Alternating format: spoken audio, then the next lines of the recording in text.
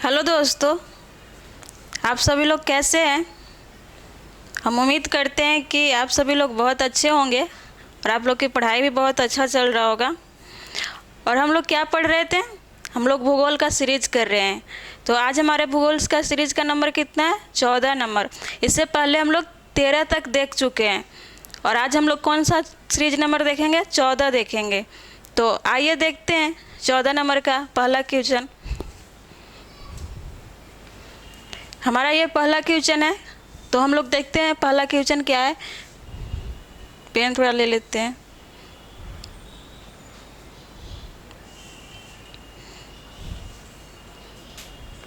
तो पहला क्वेश्चन क्या है?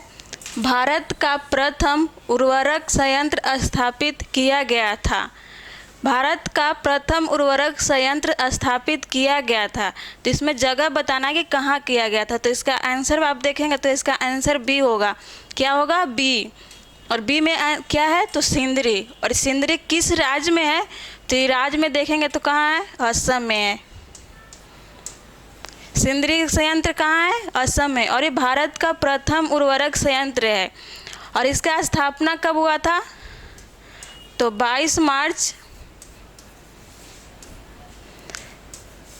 1992 में हुआ था। ये स्वतंत्र भारत की प्रथम उर्वरक संयंत्र था। ऐसे इसका जब असम में अकाल पड़ा था 1934 में। कब? 1934 में जब अकाल पड़ा था तो उसी टाइम ब्रिटिश सरकार ने यहाँ इस संयंत्र बनाने के लिए प्रस्ताव रखा था, लेकिन उस टाइम बना नहीं। ये कब बन के पूर्ण रूप से तैयार हुआ? कब से काम प्रारंभ हुआ? तो ये प्रारंभ हुआ 1992 से और इसे 2002 में बंद भी कर दिया गया था। 2002 में इसे बंद भी कर दिया गया था। कब? तो 2002 में। और प्रथम है, ये बीपीएससी में पूछा हुआ प्रीवियस ईयर है, आप देख सकते हैं। हम लोग अगला प्रश्न देखते हैं। हम लोग का अगला प्रश्न क्या है? तिब्बत ऐसे होगा, थोड़ा टाइपिंग मिस्टेक हो गया है। हम लोग का अगला प्रश्न है, तिब्बत में मानसरोवर झील के पास से किस नदी का उद्गम नहीं होता है? आपको ये बताना है कि और इस ऑप्शन में से कौन ऐसा नदी है जिसका मानसरोवर से वो निकलता नहीं है। तो इसका आंसर आप देखेंगे तो क्या होगा? गंगा। क्या होगा? गंगा। गंगा नदी का उद्गम की बात करें तो ये निकलता है उत्तरकाशी के गंगोत्री से निकलता है। कहाँ से निकलता है? गंगोत्री हिमनद से। ये उत्तराखंड के उत्तरकाशी शहर के गंगोत्री हिमनद से निकलता है और ये उत्तराखंड होते हुए यूपी 5 राज्यों से गुजरता है। गंगा नदी कितने राज्य से गुजरता है? तो 5 से। तो आप देखेंगे पहला है उत्तराखंड। दूसरा का बात करें तो दूसरा होगा उत्तर प्रदेश। क्या है? उत्तर प्रदेश। इसके बाद आप देखेंगे तो बिहार है। इसके बाद आप देखेंगे तो झारखंड है। और लास्ट सबसे अंतिम राज्य जो है वो है पश्चिम बंगाल।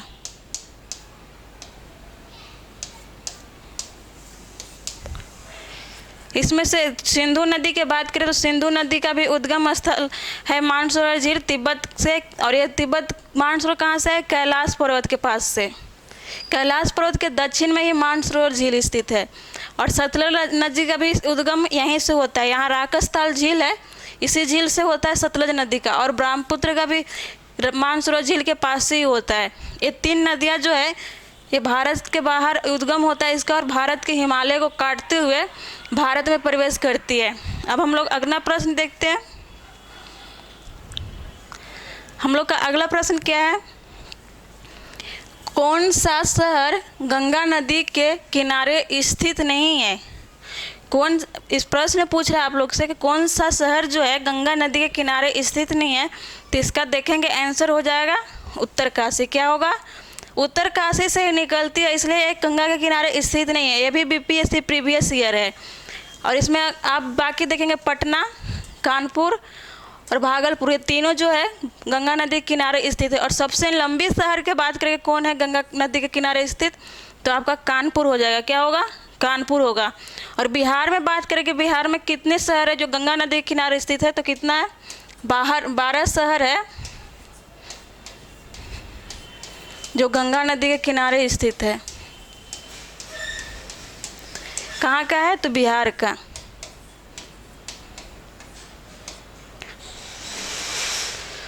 और इसमें अगर सबसे लंबी ये प्रश्न पूछा हुआ है बीपीएससी में कि बिहार का कौन सा शहर है जो गंगा नदी किनारे सबसे लंबी है, तो सबसे लंबी में आप देखेंगे तो कौन होगा? पटना होगा। इसके बाद भागलपुर होगा। अगर पटना की लंबाई की हम बात करें तो होगा 99 किलोमीटर। कितना होगा? 99 किलोमीटर। अब हम लोग अगला प्रश्न देखते हैं।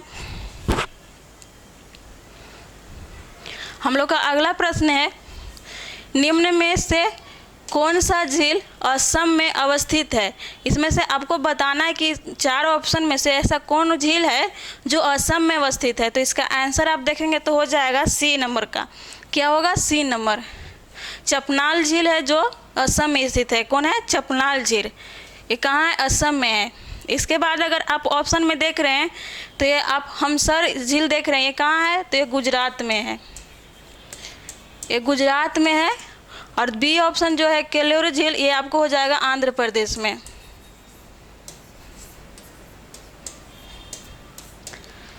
अब हम लोग अगला प्रश्न देखते हैं।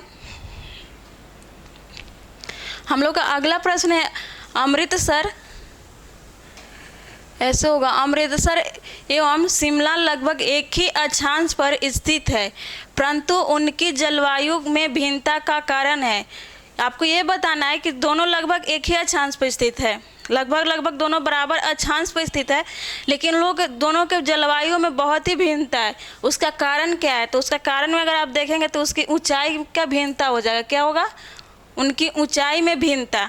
और ऊंचाई में भिन्नता की बात करें तो ऊंचाई में भिन्नता जैसे आप देखेंगे कि शिमला का जो शिमला है वो समुद्र के जैसे ऊंचाई की बात करें तो शिमला समुद्र से ज़्यादा नज़दीक में है।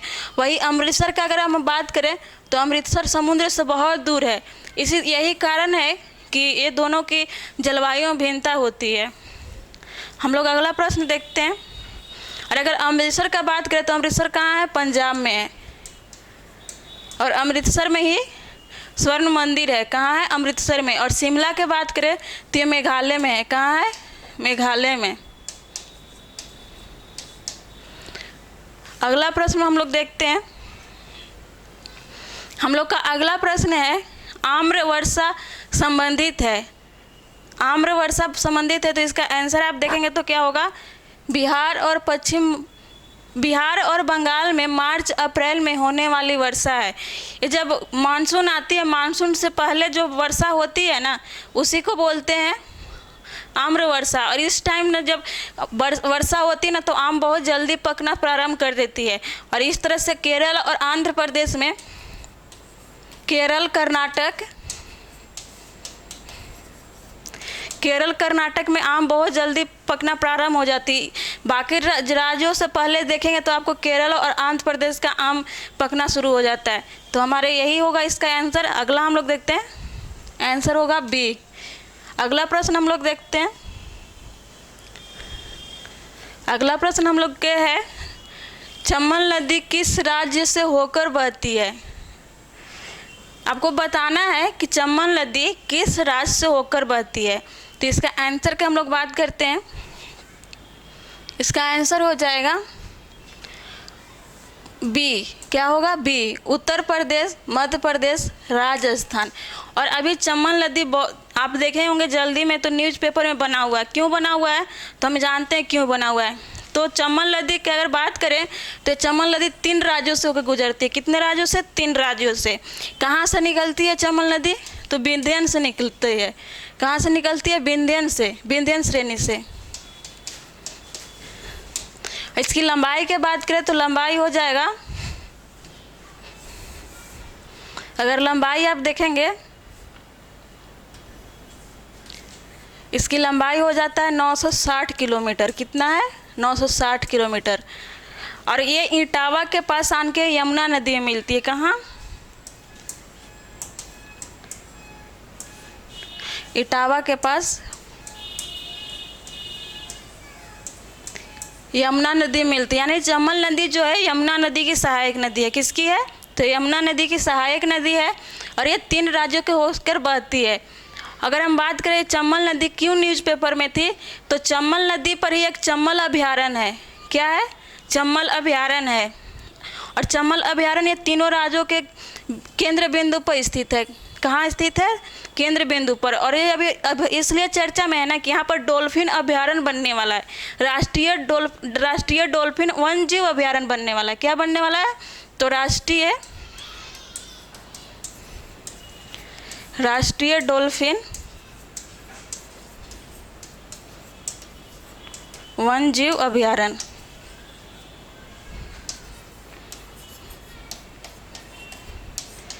हो सकता है कि आप लोग को ये पूछ ले, ये अभी न्यूज़ पेपर में बना हुआ था, इसको घड़ियाल अभयारण्य के नाम से भी जानते हैं। जो आप लोग को देखेंगे क्या है यहाँ? चंबल अभयारण्य।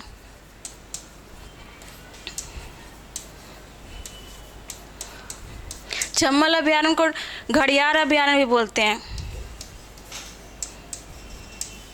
क्या बोलते हैं? तो घड़ियाल अभयारण्य भी बोलते हैं चंबल अभयारण्य को। ये हमारा 7वां प्रश्न होगा। अब हम लोग देखते हैं 8वां प्रश्न नंबर।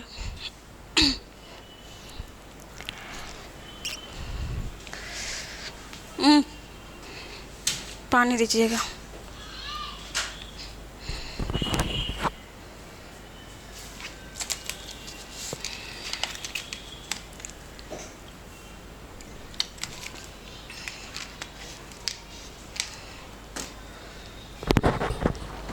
अभी हमारे यहाँ बहुत ज़्यादा गर्मी है और हमारे पास एसी का व्यवस्था नहीं है। एसी रखा हुआ है बट लगा नहीं है, तो थोड़ी उसकी वजह से हमें बहुत प्रॉब्लम हो रही है।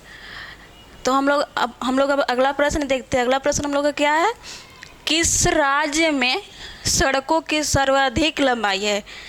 ये आपको हो सकता है पूछ दे सड़क से सड़क, क्योंकि अभी बहुत ही ज़्यादा VVI हो चुका है, बहुत ज़्यादा चर्चा में क्यों है, इसमें हम बात करते हैं। तो इस क्या प्रश्न क्या है? किस राज्य में सड़कों की सर्वाधिक लंबाई है? तो इसका आंसर आप देखेंगे तो क्या होगा? महाराष्ट्र। क्या है आंसर? महाराष्ट्र है।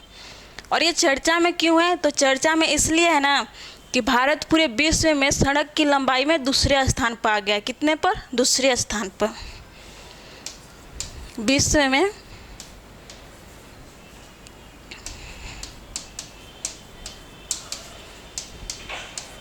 सड़कों की लंबाई में दूसरे नंबर पर है भारत। कौन से नंबर पर है? दूसरे नंबर पर है। किससे पछाड़ के बना है दूसरे नंबर पर? तो चीन को पछाड़ा है। इससे पूर्व में चीन दूसरे नंबर पर था, चीन को पछाड़ के बनाया है। अगर हम भारत के सड़क की लंबाई की बात करें, NH होता है राष्ट्रीय हाईवे की लंबाई, तो इसकी लंबाई पूरे अभी भारत में वर्तमान में कितना है? 1,45,155 किलोमीटर। कितना है? 1,45,155 किलोमीटर अभी सड़क है हमारे भारत में। और प्रथम स्थान पर अगर हम बात करें, प्रथम पर कौन है? तो अमेरिका है। क्या है? अमेरिका है। और दूसरे पर भारत है। और भारत अभी चीन को पछाड़ के दूसरे नंबर पर आया है। और सबसे ज़्यादा अगर हम बात करें तो हो जाता है महाराष्ट्र में। सबसे लंबी सड़क की बात करें, सबसे लंबी सड़क कौन सी है? NH की सबसे लंबी NH कौन है? तो आप देखेंगे तो हो जाएगा 44A है। इसकी अगर बात करें तो श्रीनगर से कन्याकुमारी तक जाती है। कहाँ से? श्रीनगर से कन्याकुमारी तक। ये हमारे भारत की सबसे लंबी सड़क है। और सबसे छोटी की बात करें तो सबसे छोटा हो जाएगा आपका 47। कितना होगा? 47 हो जाएगा, जो सबसे कम है। ये जो सड़क है ये केरल में है। कहाँ है? केरल में एक झील में स्थित है।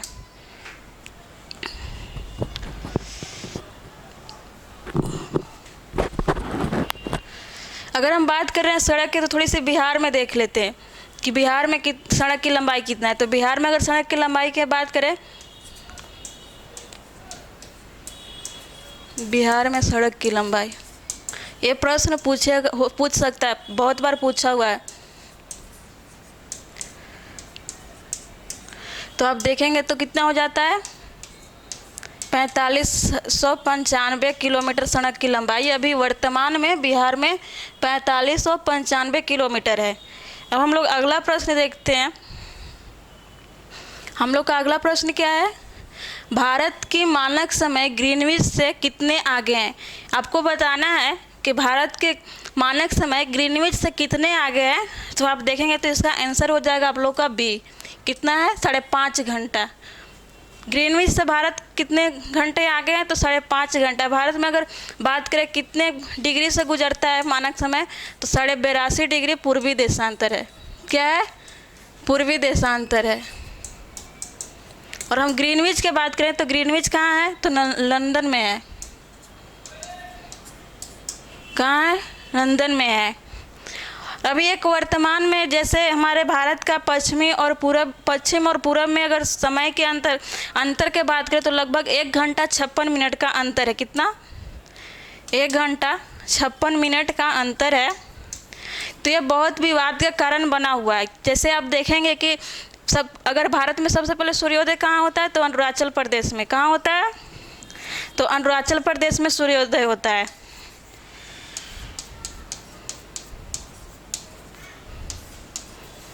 अरुणाचल प्रदेश में सबसे पहले सूर्योदय हमारे भारत में दिखते हैं। तो मान लीजिए अगर भारत में 4 बजे सूर्योदय हुआ और वही गुजरात में अगर 6 बजे हुआ, तो अगर दोनों की मीटिंग बैठाया गया है दिल्ली में, तो बहुत दिक्कत हुआ। तो इसके लेके जैसे उत्तर पूर्वी राज्य है, विवाद बहुत दिन से कर रहे थे। तो हाल ही में भारतीय राष्ट्रीय प्रयोगशाला नई दिल्ली ने एक प्रस्ताव रखा है। क्या रखा है, एक प्रस्ताव रखा है। तो वो प्रस्ताव जो रखा है उसको भी भारत सरकार ने मान्यता प्राप्त नहीं दिया है, लेकिन वो कितने डिग्री पर होगा, तो थोड़ा उसको देख लेते हो। आप नोट्स में लिख सकते हैं, एक करेंट में था। कौन सा रखा है, तो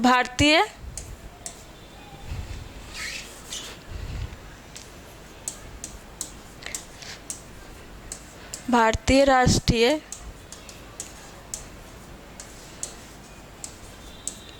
प्रयोगशाला, ये कहाँ है, नई दिल्ली में है।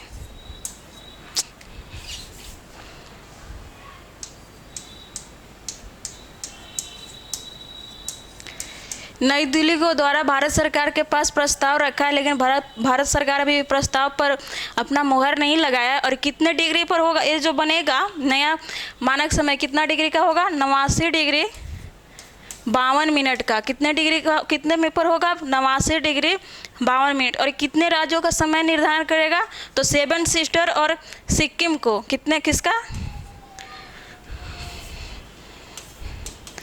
7 सिस्टर प्लस सिक्किम। इसके बाद देखेंगे तो एक केंद्र शासित प्रदेश अंडमान होगा, अंडमान निकोबार। इतने राज्यों की सीमा निर्धारण करेगा। अगर हम बात करें ग्रीनविच से कितने डिग्री आगे होगा, तो 6.5 घंटा होगा। कितने घंटा, 6.5 घंटा आगे होगा।